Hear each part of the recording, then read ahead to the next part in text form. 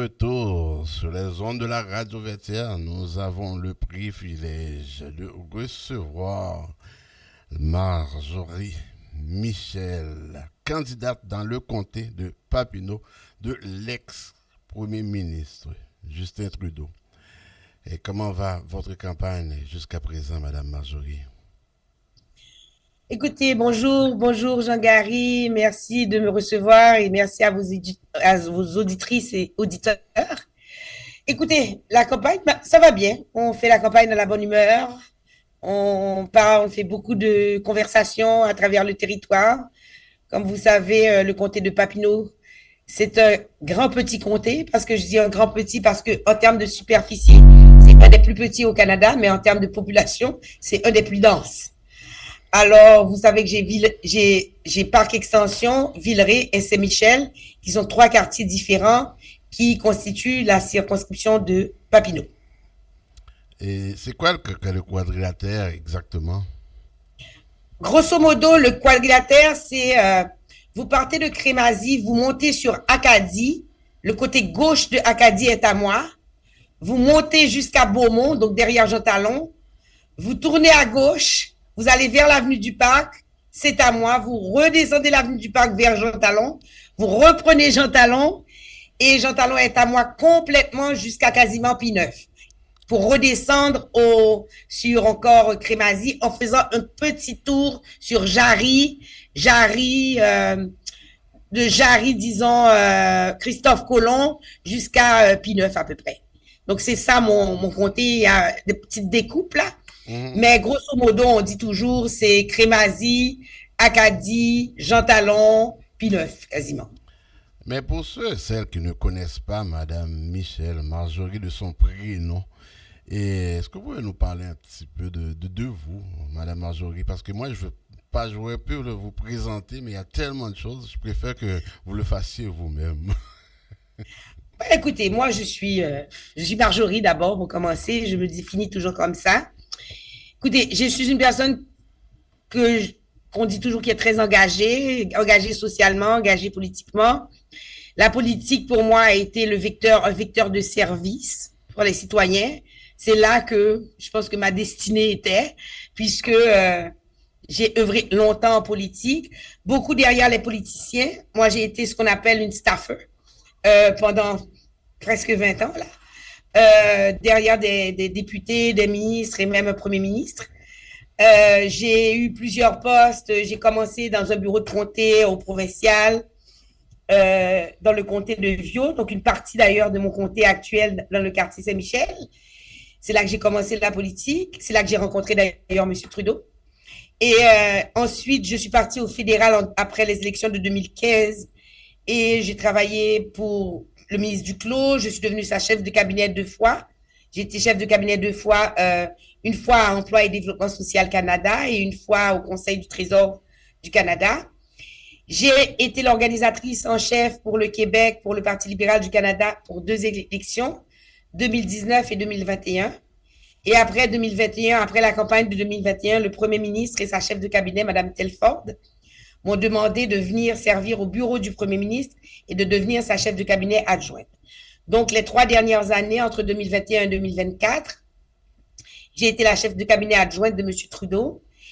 Et au mois de novembre 2024, il m'a détachée au parti où je suis devenue la directrice adjointe de la campagne nationale pour préparer la campagne normalement pour M. Trudeau.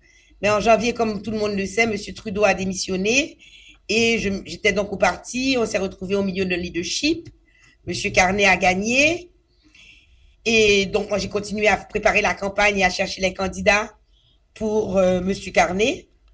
Et c'est à ce moment-là que M. Trudeau et puis après M. Carney, ils m'ont demandé de me présenter dans Papineau. Oh, est-ce que c'est Et toute une surprise pour vous? c'était toute une surprise pour moi parce que ce n'était pas dans mes plans. Mais vous savez, quand vous voulez servir, quand vous voulez servir, vous vous dites que quand vous ne cherchez pas quelque chose et que cette chose arrive devant vous, c'est que c'est la chose que vous devez faire à ce moment précis. Donc pour moi, c'est tout un changement. Moi qui ai l'habitude d'être plus dans l'ombre, bien que je suis une personne, on me dit, assez colorée.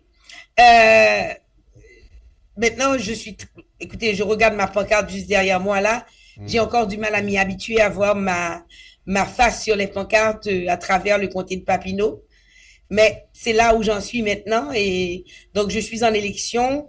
Je vais remplacer M. Trudeau si je gagne. Et je vais être la représentante des citoyens de Papineau. Ça c'est bien. Comment vous vous sentez de porter les chaussures de Justin Trudeau? Je crois que j'ai jamais autant reçu cette question Ah, depuis que je suis arrivée dans Papineau. C'est marrant parce que quand M. Trudeau m'a offert le comté, j'avais jamais pensé que quelqu'un m'aurait posé cette question. Écoutez, je vais vous répondre ce que j'ai répondu à tout le monde parce que c'est ma réponse. Je chose du 38 et je vais chausser du 38 dans le comté de Papineau. M. Trudeau, en m'offrant son comté, n'avait nullement l'intention que je porte ses chaussures parce qu'il sait très bien que je vais porter les miennes. Et chacun vient, il fait du mieux qu'il peut avec ce qu'il a, et c'est ce que je vais faire dans Papineau. Je ne m'appelle pas Justin Trudeau, je ne suis pas première ministre du Canada, j'ai d'autres yeux, j'ai une autre expérience, je vais apporter ce que j'ai, mais je vais construire sur le legs qu'il a eu dans Papineau, effectivement.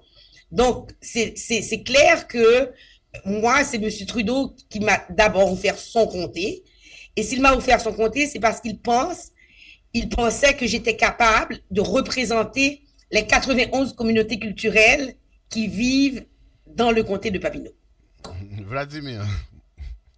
Quand même, 91 communautés, ce n'est pas rien. Je vois déjà le langage politique de Madame Michel. Madame Michel, comme vous l'aviez dit, vous êtes quelqu'un généralement dans l'ombre. Gary a déjà posé la question, je ne vais pas vous la reposer.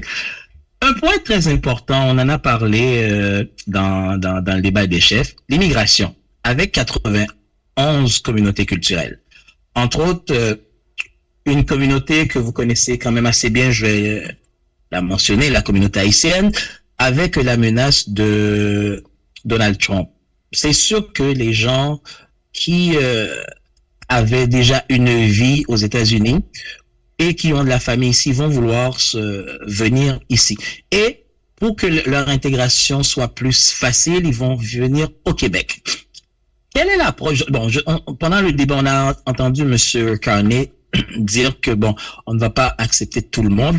Mais par rapport au poids démographique du Québec pour le français, parce qu'on dit que le français est en baisse, si des Haïtiens francophones viennent au Québec, ça va rehausser le poids francophone du Canada, en l'occurrence, le poids francophone du Québec.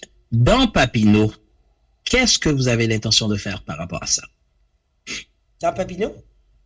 Oui, si vous recevez les gens qui viennent.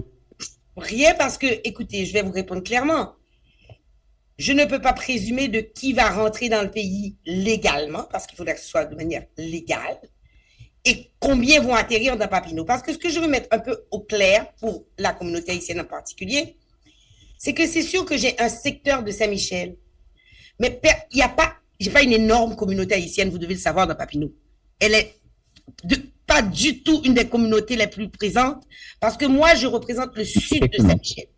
Effectivement, donc, ça, je suis j'ai à peu près 2500 Haïtiens dans mon comté. C'est ça la réalité dans le décompte qu'on fait. Donc, c'est pas, mais ça n'a pas d'importance. Même s'il y en avait 500, c'est pas ça le point est-ce qu'il y en a 2000 ou pas 2500. La réalité, c'est que quand les gens vont rentrer, s'ils rentrent, d'abord, vous savez que l'immigration est une compétence partagée. Donc, c'est bien beau de dire on va les accepter au Québec, mais il faudra aussi que le Québec embarque si on veut que ces personnes aient un statut légal, parce que vous connaissez la problématique aussi avec le nombre de demandeurs d'asile qui sont déjà sur le territoire. Ce sont des cas d'abord qu'il faudrait régler. Effectivement. Mais la deuxième chose, ça va dépendre de où ces personnes vont s'installer. Personnellement, de ce que je connais de cette communauté, les gens qui sont récemment partis dans le programme Biden, c'est sûr qu'il y en a un certain nombre d'entre eux qui sont des francophones. Par contre, il y en a une grande majorité qui maintenant ne parlent qu'anglais, comme on a vu les Haïtiens qui venaient du Chili, étaient des hispanophones. C'était pas des francophones, c'était des hispanophones. Donc, c'est quoi la proportion réelle des gens francophones, haïtiens, d'origine haïtienne qui vont venir au Canada? Ça, je ne sais pas. Combien vont venir s'installer dans Papineau? Je ne sais pas. Tout ce que je peux vous dire, c'est que j'ai un comté où j'ai une très forte population de nouveaux arrivants une très forte population de gens qui ont besoin de francisation et qui n'ont pas assez de services en français. Donc, ça, je ne peux pas vous dire, oui, pour les Haïtiens, qu'est-ce qu'on va faire. L'autre chose que je voudrais spécifier, c'est sûr que je suis d'origine haïtienne et que la communauté haïtienne a une place particulière dans mon cœur parce que c'est ma communauté d'origine. Par contre, il faut se rappeler que quand on est un député pour servir tous ses citoyens. Effectivement. On peut avoir une sensibilité, on peut connaître une problématique.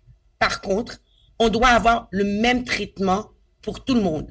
Or, dans le comté de Papineau, le nombre de demandeurs d'asile que je rencontre dans la rue, la majorité ne sont pas de la communauté haïtienne, mais il y en a plein.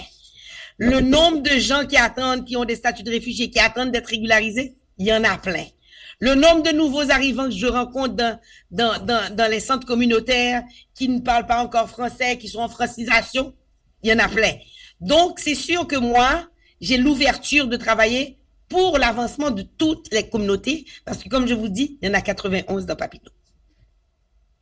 Effectivement, 91 communautés, 91 gestions différentes. Madame Michel, quels sont les grands enjeux plutôt dans Papineau que vous aurez à relever que l'ancien député qui était le premier ministre vous a laissé, si toutefois vous raflez Papineau?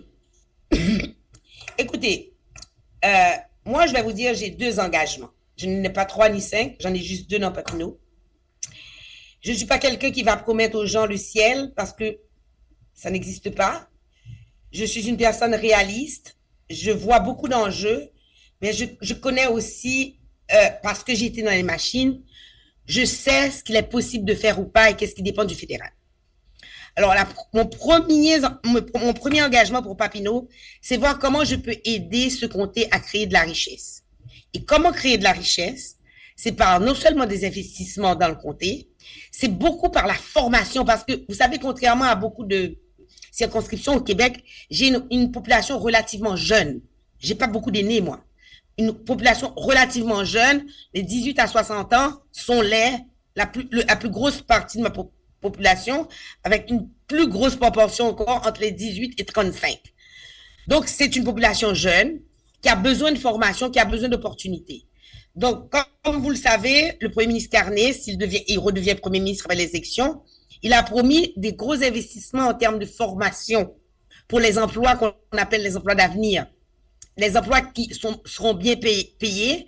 Donc, moi, une de mes responsabilités, ça va être de rapprocher toutes ces communautés de Papineau, mes citoyens, de cette machine pour comprendre qu'est-ce qu'il y a en termes de formation qui va leur être accessible.